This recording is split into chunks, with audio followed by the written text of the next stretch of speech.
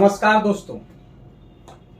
अभी बिहार में मनीष कश्यप प्रकरण चल रहा है और उसी प्रकरण को समझने के लिए, कानूनी रूप से समझने के लिए और भी कई तरह का मनीष प्रकरण जो है कई तरह के समाज में प्रश्न खड़ा कर दिया है।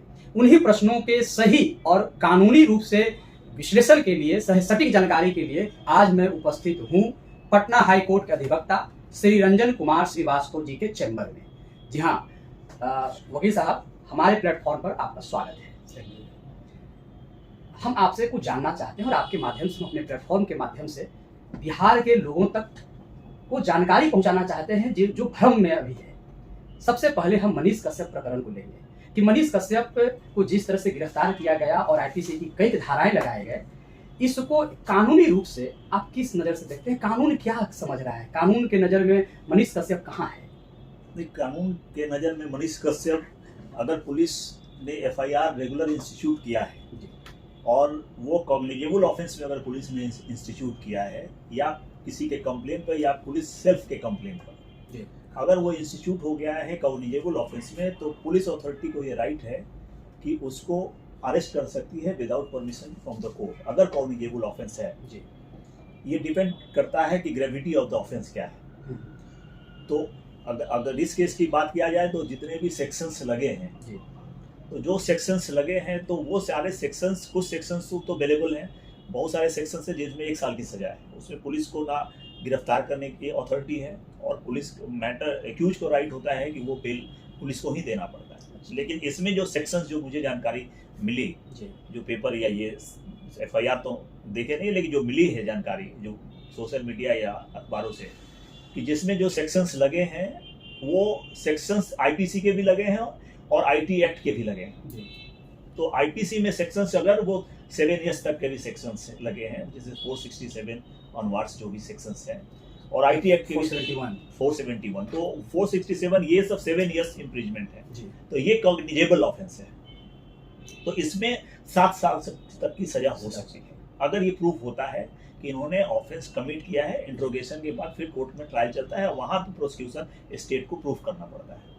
और आईटी एक्ट में भी एफआईआर है अलोंग विद द आईपीसी। तो आईटी एक्ट उसके साथ पुलिस को ये पावर देता है कि 2000 में आईटी एक्ट ये आया, इंडिया में ये एक्ट बना कि जो भी साइबर क्राइम है या सोशल मीडिया के प्लेटफॉर्म पर अगर किसी भी तरह की ऐसी चीज है जो लॉ प्रोहिबिट करता है, अगर वो ऑफेंस होता है तो प्राइमा फेसाई उस सेक्शन पे एफआईआर रजिस्टर्ड हो सकता है। वो सब्जेक्ट टू द इन्वेस्टिगेशन होगा कि इन्वेस्टिगेशन में वो आएगा कि इन्वेस्टिगेशन में इसको किस तरह से इंटेंशनली और डिलिबरेटली और क्रिमिनल मेंसेरिया से इस चीज को कमिट किया गया। अगर ये इन्वेस्टिगेशन में प्रूफ हो जाता है किसी भी व्यक्ति के खिलाफ, तो आईटी एक्ट में मैक्सिमम ये जो सेक्शंस है, जो 3 साल का भी सजा है, 5 साल तक की भी सजा है, कुछ फाइन का भी प्रोविजन है। तो ये आईटी एक्ट के साथ इसमें आईपीसी की भी धारा लगी हुई है। और एक मनीष कश्यप के केस में, चूंकि अखबारों में मैंने पढ़ा कि ईओडब्ल्यू, आर्थिक अपराध इकाई, तो ईओडब्ल्यू जो बिहार में आर्थिक अपराध थाना भी बना, बिहार पुलिस मैनुअल के तहत, पुलिस एक्ट के तहत बिहार स्टेट में आर्थिक अपराध, आर्थिक इकोनॉमिक ऑफेंस का इन्वेस्टिगेशन करने के लिए बिहार में ये आर्थिक अपराध थाना का गठन किया गया। और इसमें वैसे मामले आते हैं जहां पर मनी इन्वॉल्व हो किसी भी तरह से, तो वैसे मैटर में ये इन्वेस्टिगेशन एक यूनिट है, ये भी, इसमें भी पुलिस ऑफिसर इनका एक अलग कैटेगरी है। तो ये उस ऑफेंस को भी देखते हैं कि इसमें क्या, ये इकोनॉमिक ऑफेंस यूनिट, तो इनके भी जो डिपार्टमेंटल हेड हैं उनके डायरेक्शन पर इनको भी राइट रहता है कि अगर कम्युनिकेबल ऑफेंस में अगर एफआईआर इंस्टीट्यूट है तो वो किसी को भी इंट्रोगेशन कर सकते हैं। अगर उनको लगता है कि एस्टैब्लिश्ड है प्राइमा फेसाई, तो वो किसी को अरेस्ट कर सकते हैं। आर्थिक इकाई जो है, अपराध इकाई, ये कुछ पटना के प्रतिष्ठित कोचिंग इंस्टीट्यूशन को भी लिया है, तो क्या लगता है कि वे लोग भी कानून के दायरे में आएंगे, कानून उनको खींचेगा? नहीं, अगर आर्थिक अपराध का जो पैरामीटर है, आर्थिक अपराध का जो भी कंसेप्ट है, जो सरकार ने जिस इंटेंशन से आर्थिक अपराध का गठन किया कि आर्थिक अपराध को कैसे रोका जाए, क्योंकि ये वैसे अपराध है जो इकोनॉमिक और स्टेट के में जितने भी पब्लिक फंड हैं या किसी भी तरह का करप्शन है पब्लिक मनी का, या अगर कोई अपना इलीगल तरीके से पैसा गेन कर रहा है, और ये इंफॉर्मेशन है या सरकार का फंड है, फिर उसके साथ कोई डिफॉल्केशन हो तो वहां आर्थिक अपराध का भी राइट है। तो ये आर्थिक अपराध एक तरह से वाइडर है, क्योंकि जो लोकल पुलिस थी उनका वो नया था, इनका जो है इसके मामले में ये उनका थोड़ा सा वाइडर रेंज है इन्वेस्टिगेशन करने का। तो अगर किसी को अगर इस तरह की सूचना मिलती है कि इस तरह का ऑफेंस कमिट किया गया है, अगर कोई ब्लैक मनी आई है या किसी भी तरह का कोई का फंड का डिफॉल्टेशन हुआ है या किसी का फंड यूज किया गया है, तो फिर आर्थिक अपराध के वो परफ्यू में आ जाता है। वो अलग बात है कि इन्वेस्टिगेशन में वो प्रूफ होगा और वो एक इन्वेस्टिगेशन का पार्ट है। सर, मनीष कश्यप की गिरफ्तारी एक बहस भी छेड़ दिया है, और वह छेड़ा है बहस पत्रकार को लेकर। जो तथाकथित पत्रकार हैं और सोशल मीडिया के जो लोग पत्रकारिता कर रहे हैं, ये दोनों में कानूनी रूप से क्या फर्क है? कानून दोनों को समान अधिकार देता है, या कोई कानून में भी किसी तरह का कुछ इस तरह की बातें हैं कि नहीं, ये सो कॉल्ड जो पत्रकार हैं वही पत्रकार हैं और सोशल मीडिया पर जो पत्रकारिता कर रहे हैं वो पत्रकार नहीं है? नहीं, ये आप इसको ऐसे समझिए कि अगर कोई जेएनयू का टीचर है जी, अगर कोई जेएनयू में प्रोफेसर है तो वो भी प्रोफेसर है। एक गांव के स्कूल में अगर कोई टीचिंग का काम कर रहा है तो वो भी इक्वल है। तो पत्रकारिता का एक है कि पत्रकार किसको कहेंगे और कानूनी रूप से पत्रकार का कानून में क्या एक्सेप्टेंस है जी। तो अभी जितने भी सोशल मीडिया पे या यूट्यूब चैनल से या बहुत सारे प्लेटफॉर्म्स है, ट्विटर है, तो ये सारा ये हमारा कॉन्स्टिट्यूशनल राइट देता है सिटीजन ऑफ इंडिया को कि वो फ्रीडम ऑफ स्पीच है। वो फ्रीडम ऑफ स्पीच में आइदर वो पत्रकार हो, पत्रकार का डिफिनेशन यानी कि वो 5 इयर्स जर्नलिज्म का कोर्स किया हो या किसी मीडिया हाउस से जुड़ा हो, या अगर उसके पास वो नॉलेज है, उसके पास वो समझ है, सूझबूझ है, सामाजिक चेतनाओं से वो जागरूक है, समझ रहा है, तो वो कानून के दायरा में रह के अपना वो अभिव्यक्ति ये इस प्लेटफॉर्म पे दे सकता है। इसी वजह से अभी भी देश में इस पे रोक नहीं है कि अगर कानून के दायरा में रह के कोई भी बात या वो सड़क पर करे या सोशल प्लेटफॉर्म पर करे तो वो परमिसिबल है। जैसे सोशल मीडिया पर इसलिए हमेशा प्रश्न होता है कि बहुत सारे सोशल प्लेटफॉर्म पर भ्रामक चीज़ें परोसी जाती है, ये भी सच है, लेकिन सोशल क्राइम के तहत उसको लेना चाहिए और सोशल क्राइम को रोकने के लिए हमको नहीं लगता है कि कोई पुख्ता इंतजाम हमारी इस व्यवस्थाओं में है। इसको आप कैसे नहीं है जी, अभी ये इम्प्लीमेंटेशन इसका कम है। अच्छा, आईटी एक्ट जो बना है जी, वो सीधे स्पेसिफिक करता है कि सोशल मीडिया पे अगर किसी भी तरह का इंटेंशन, बैड इंटेंशन से आपका फोटो अगर किसी तरह से सोशल मीडिया पे गलत तरीके से लोड कर दिया तो ये ऑफेंस है और ये डॉक्यूमेंट्री एविडेंस माना जाएगा।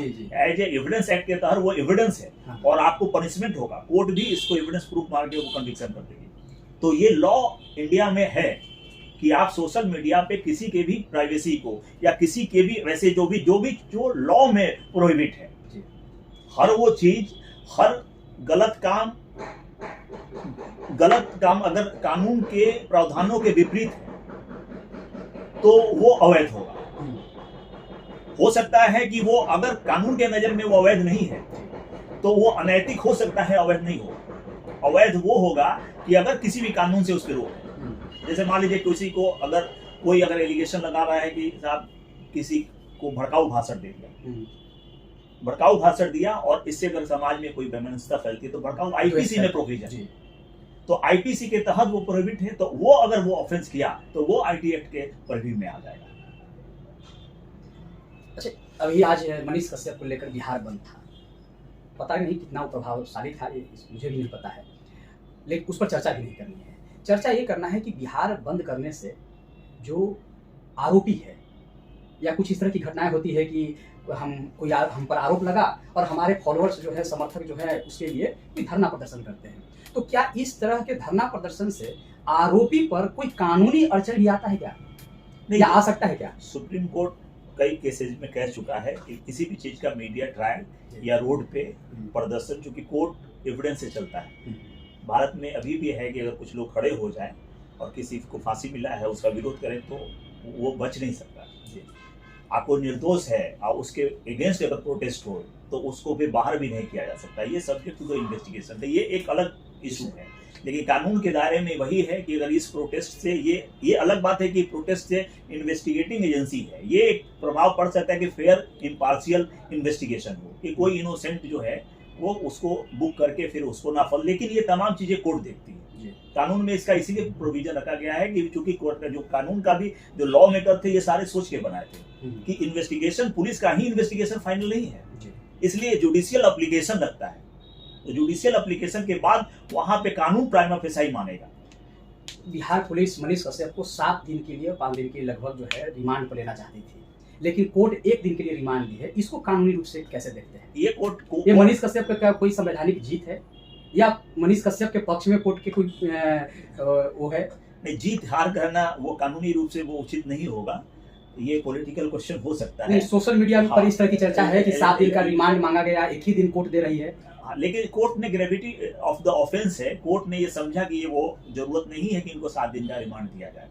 जो एलिगेशंस है, यानी कहीं ना कहीं कोर्ट जो है सॉफ्ट कॉर्नर देख रही है ना। कोर्ट सॉफ्ट कॉर्नर नहीं देख रही है, कोर्ट एविडेंस देख रही है, मटेरियल देख रही है, ऑन द रिकॉर्ड क्या आया है। उसमें कुछ कमजोरी होगी? नहीं, मटेरियल में अगर मटेरियल लगता है कि 1 ही दिन लायक है तो वो 2 दिन नहीं देगी।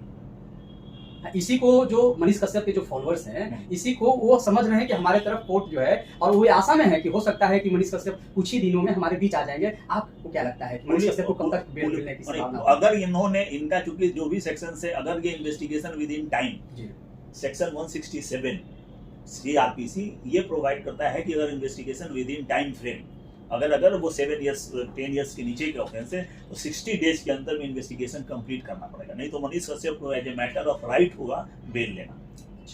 मतलब कि 2 महीना कम से कम फ्रॉम द डेट इन्वेस्टिगेशन के लिए, उससे अधिक डिटेल। हाँ, या तो आपको 24 आवर्स में इन्वेस्टिगेशन है, नहीं तो फिर 60 डेज, नहीं तो फिर उसका कोर्ट को ये रहेगा कि as a matter of right वो बेल सीख कर सकते हैं। अगर वो इनका इन्वेस्टिगेशन कंक्लूड नहीं हुआ इंटायर जितने भी सेक्शंस लगे हैं, जितने भी इनका। आपने जो विचार दिया उसके लिए आपको बहुत बहुत धन्यवाद। और आप इस वीडियो को, इस एनालिसिस को आप खाटी बिहारी और जनप्रहरी पर देख रहे हैं, और अभी तक आपने हमारे चैनल को सब्सक्राइब नहीं किया है तो काइंडली सब्सक्राइब कर शेयर करें, ताकि यह संदेश और यह जानकारी सभी जनमानस तक पहुंच सके।